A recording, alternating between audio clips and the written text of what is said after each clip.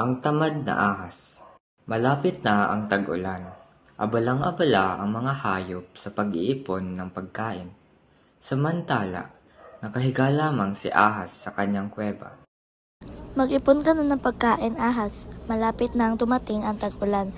Mahihirapan ka makakuha ng makakain kapag lumakas na ang ulan. Hindi pinansin ni ahas si Kuneho.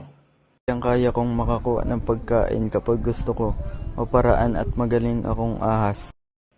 Lumipas ang maraming araw. Presko ang hangin. Dumating na ang tag-ulan.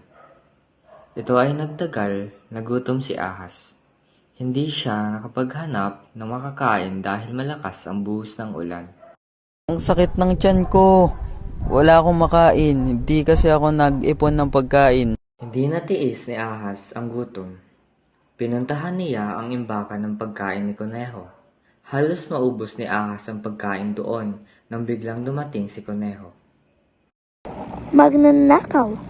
Bakit may inubos ng pagkain pinaghirapan kong ipunin?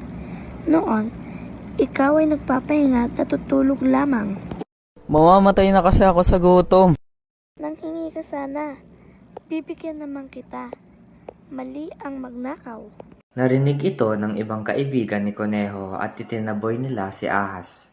Mula noon, nagpakaliyo na si ahas sa ibang mga hayop sa labis niyang kahihiyan. Ang wakas.